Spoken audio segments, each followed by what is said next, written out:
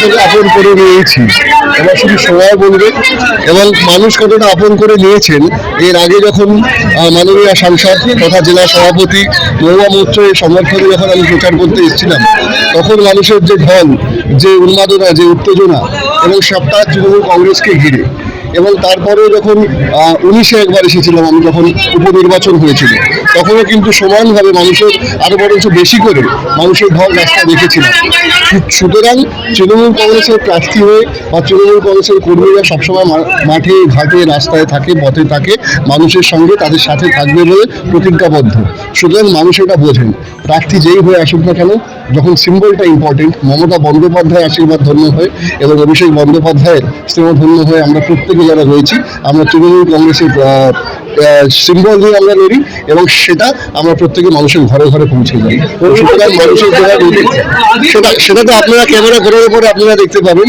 অবশ্যই যাতে এই উচ্ছ্বাস, এই উন্মাদনা আরো ডাবল হয়, সেই চেষ্টায় আমরা থাকবো। এবং আমরা সবসময়, আমি নিজে ব্যক্তিগতভাবে সবসময় চাই এবং আগামী গত দিনেও চেয়েছি, আগামী দিনেও চেয়েছি যে একদম নিবিড় থেকে নিবিড়তম হয়ে মানুষের সঙ্গে তাদের সম্পর্ক, এবং সেটা কোনো রকমভাবে প্রার্থী হয়ে নয় বা যদি তাদের আশীর্বাদ পেয়ে যদি বিধায়ক হই সেটাও নয়, তাদের ঘরের ছেলে হয়ে থাকতে চাই। এটাই আমার সবথেকে। হ্যাঁ, অবশ্যই আজকে থেকে সকাল থেকে মায়ের পুজো দিয়ে, মায়ের আশীর্বাদ নিয়ে আমরা প্রত্যেকে তৃণমূল কংগ্রেসের সদস্যরা, কর্মীরা, সৈনিকরা পথে নেমে গেছি। দেখুন, নিশ্চিত তো হতেই হবে। যদি কনফিডেন্স না থাকে তাহলে তো কোনো লড়াই কিন্তু জয় করা যায় না। বাট হ্যাঁ, আমরা কেউ ওভার কনফিডেন্সে ভুগি না। আমরা আত্মবিশ্বাস আমাদের কার্যের ওপর, আমরা আত্মবিশ্বাস আমাদের নিজেদের ওপর, এবং আমরা আত্মবিশ্বাস রয়েছে কারণ মানুষের সঙ্গে আমাদের যে গভীর সম্পর্ক রয়েছে তার উপর, এবং তার উপর ভিত্তি করে, এবং সব থেকে বড় তা হলো মমতা বন্দ্যোপাধ্যায়ের উন্নয়ন। সেই উন্নয়নকে সামনে রেখে আমরা মানুষের ঘরে ঘরে পৌঁছাবো এবং জয় নিশ্চিত তৃণমূল কংগ্রেসের 294টা বিধানসভা।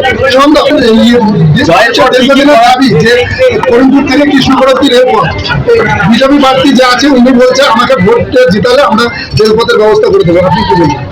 তাহলে ওনাদেরকে বলুন না সবার আগে 100 দিনের কাজটা দিতে। তাহলে সবার আগে বলুন না আবাসের টাকাটা দিতে, পথের টাকাটা দিতে। আগে সেটা করুন। বড় বড় স্বপ্ন শুনুন। মানুষ না কেউ ঘাসে মুখ দিয়ে চলে না, তারা যথেষ্ট সচেতন, যথেষ্টভাবে শিক্ষিত, তারা যথেষ্টভাবে জানে।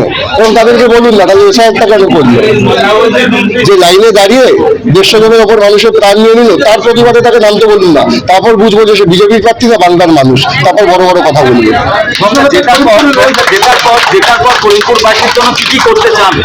অবশ্যই দেখুন, মেন যেটা তো রেলপথ, কিন্তু তুমি বারবার বলছি এটা আমাদের হাতে নয়। একদম সাংসদ আমাদের এর আগে দিয়েছে ঠিকই, কিন্তু এটা বারবারই আমরা দেখতে পেয়েছি যে রেলের সেন্ট্রালের বঞ্চনা, সেটা রেল থেকে শুরু করে বিভিন্ন রকম ভাবে আপনারা দেখতে পাবেন। কয়েকটা উদাহরণ আমি এমনি তুলে ধরলাম এক্ষুনি। তো সুতরাং সেটা সবাই মিলে এক হয়ে এই সুরটা আমাদেরকে দরকার হলে আগামী দিনে করিমপুরবাসীকে সবাইকে দিয়ে পথে নামতে হবে। দাবি একটাই, সেটা হচ্ছে রেল এবং এই সংযোগটা যাতে আরো নিবিড় হয়, আরো সুদৃঢ় হয়, আরো সহজ হয়, সেই দাবিতে আমরা সবাই একসঙ্গে নামবো। আপনি তো চণ্ডীপুরের বিধায়ক ছিলেন, করিমপুর তো নতুন জেলা, বাংলার মধ্যেই তো পড়ে, বাংলার বাইরে তো নয় যে গুজরাটে গিয়ে বা দিল্লিতে গিয়ে বা অন্য কোথাও গিয়ে আমাকে ভাবতে হবে। আমার নিজের বাংলা, এবং করিমপুরের আগেও আমি এসেছি, প্রফেশনের ক্ষেত্রে এসেছি এবং পার্টির কাজের ক্ষেত্রে এসেছি, যে বললাম দুবার প্রচারে এসেছি। তো সুতরাং যাতায়াত আমাদের লেগেই থাকে। ইট ইজ নট ম্যান্ডেটরি কি আমরা একই পাড়ায় থাকবো, বাট বাংলাটা আমাদের ঘর, আমাদের পরিবার, আমাদের সংসার। সে যে যেখানে যাই না কেন আমরা প্রত্যেকে প্রতিবেশী এবং একই পরিবারের সদস্য। সেটা একটু ক্যামেরাটা ঘোরালে পরে বুঝতে পারবে তুমি। তবে ডেফিনেটলি আমাদের টার্গেট থাকবে এটাই, যাতে সেই মানুষের উচ্ছ্বাস আরো তীব্র হয়, এবং কর্মীরাই হচ্ছে আমাদের মূল সম্পদ।